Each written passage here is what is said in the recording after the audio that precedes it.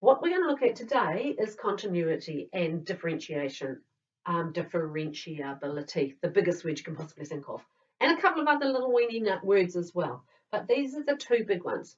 These things all pile into a question where they'll have a graph like this usually, and then they'll have 5 or 6 or 7 questions that are really simple, just one thing answers. And depending on how many out of those 5 or 6 or 7 you get right, you can get achieved or you can get merit.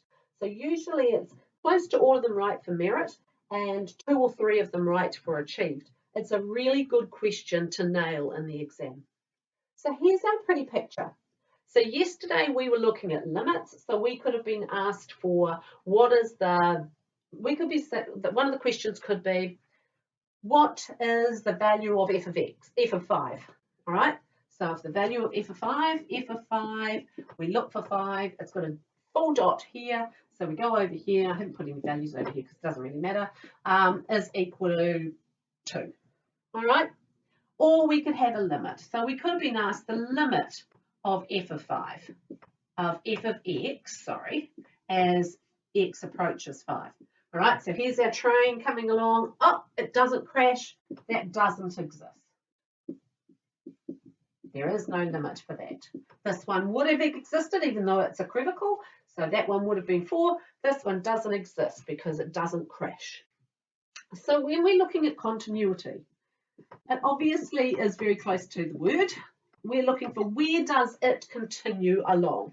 Where is the graph continuous?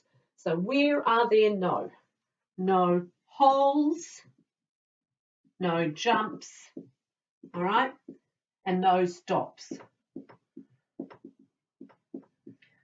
So I haven't got any stops in this graph because I've decided it's a continuous graph, but we follow it through and we go, okay, so here there is a hole.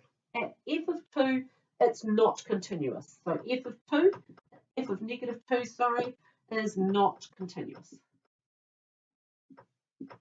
All right, it's continuous through here. I can stay on board. It's not continuous here because I have to take my finger off to jump up there. So f of 5 is not continuous. All right, so nothing very tricky about that. Differentiability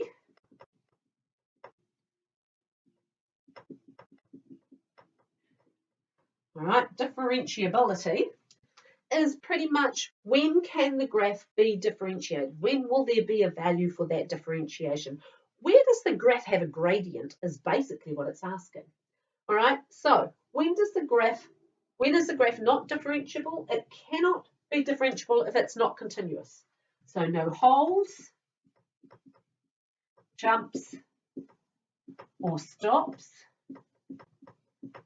So it's not diff if not continuous.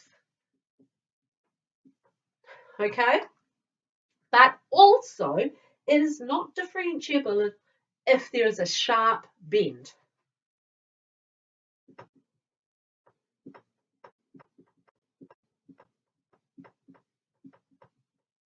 Corners.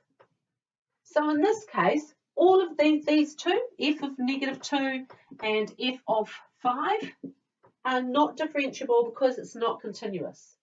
But we also are not differentiable at this value here, which is, I don't know, 3.5.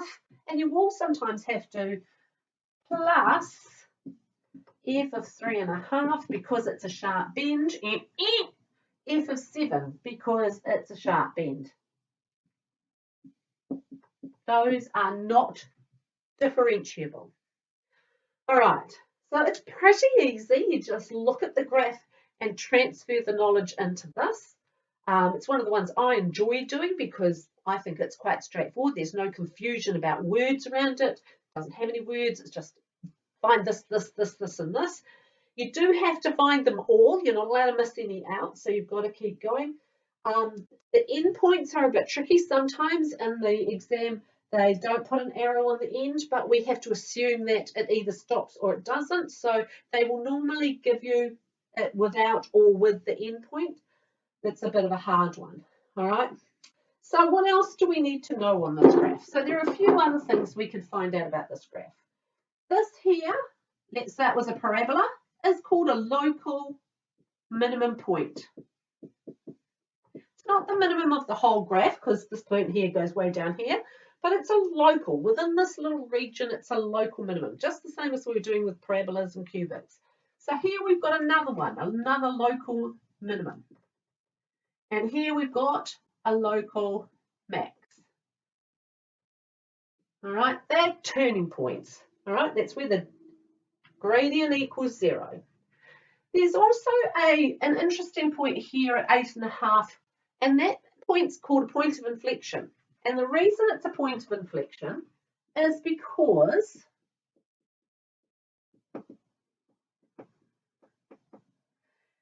it is between where the graph faces this way and where the graph faces this way.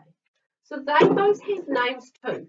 Where it goes like this, like an umbrella, all right, that's called concave down. The rain comes down. All right, where it's going this way, that's called concave up.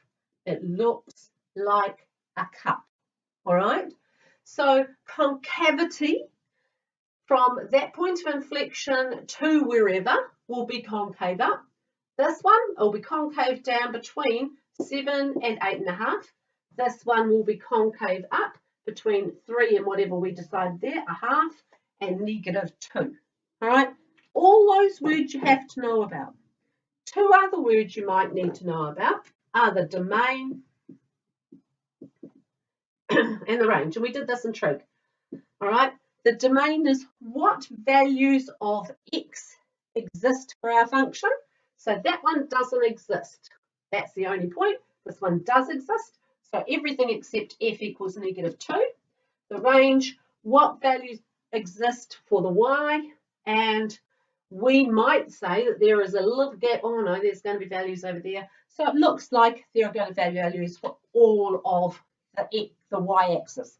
What values on the y-axis, what values on the x-axis. All right, hope that makes sense and I haven't made any mistakes today. And we'll move on.